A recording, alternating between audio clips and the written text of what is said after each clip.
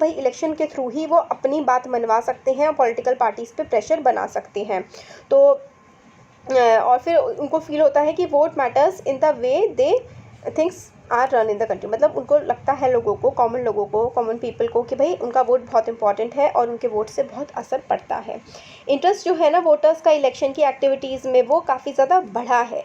मतलब जैसे जैसे साल बढ़े हैं ना उसके साथ साथ ही इलेक्शंस का में लोगों का पार्टिसिपेशन भी काफ़ी ज़्यादा बढ़ा है। 2004 के इलेक्शन में more than 1/3 voters took part in the campaign related activities. मतलब अगर 100 लोग हैं ना टोटल देश में, तो 33 लोगों ने इलेक्शन की जो रैली वैली होती है ना उनमें पार्टिसिपेट किया। तो 33% लोग तो इन सब चीज़ों में ही पार्टिसिपेट करते हैं। और हाफ ऑफ द पॉपुलेशन जो है वो खुद को कहती है कि मैं इस पॉलिटिकल पार्टी को पसंद करती हूँ या फिर उसकी मेंबर हूँ, और हर 7th पर्सन जो है वो मेंबर है पॉलिटिकल पार्टी का।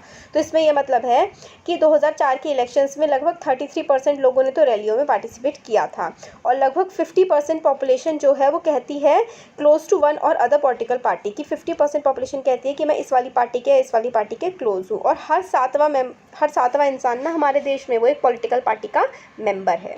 तो those who participate in India election activity, तो देखिए यहाँ पे हमें ना ये वोटर टर्नआउट दिखाया गया है कि अपर कास्ट में वोटर टर्नआउट होता है 56%, ओबीसी में 58, एससी में 60 और एसटी में 61। तो देखिए वोटर परसेंटेज जैसे जैसे वल्नरेबिलिटी मतलब गरीबी या फिर जो पढ़े लिखे नहीं होते हैं वो बढ़ते जाते हैं अलग अलग कास्ट में, उनको मतलब ज़्यादा वोट देते हैं। और ये इसकी एकदम उल्टी चीज़ हमें देखने को मिलती है यूएस में। जो वाइट लोग हैं, अमीर लोग हैं, वो 60% वोट देते हैं, और ब्लैक 56 और हिस्पैनिक जो हैं वो 28, मतलब जितने गरीब हैं लोग उतना ही कम वोट देते हैं। इंडिया में उसका उल्टा है, गरीब लोग ज़्यादा वोट देते हैं।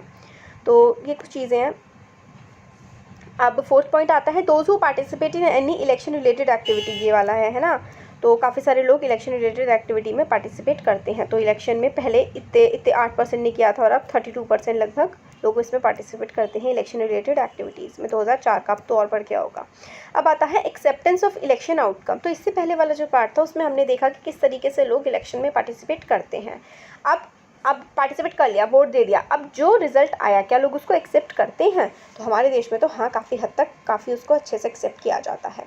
तो फाइनल टेस्ट जो होता है फ्री और फेयर इलेक्शन का वो ये होता है कि उसका आउटकम क्या है, कि भाई जो आउटकम आ रहा है वो क्या लोगों के अकॉर्डिंग आ रहा है जैसा लोग चाहते हैं, और क्या जो रूलिंग पार्टी है अगर वो हार गई है तो वो क्या सत्ता छोड़ने के लिए तैयार हो जाती है और नई पार्टी वहाँ पर आ जाती है। तो हमारे देश में तो ऐसा होता है।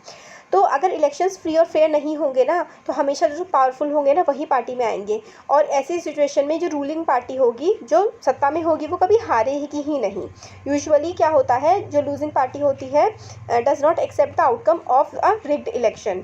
तो रिग्ड इलेक्शन का मतलब होता है जैसे कि पोलिंग बूथ था उस पर जा करके कुछ लोग चले गए और ज़बरदस्ती एंटीशंट वोट मतलब अपनी पार्टी के फेवर में वोट डलवा दिए, तो ऐसे इलेक्शंस को कहते हैं कि इलेक्शन में रिगिंग हो गई है।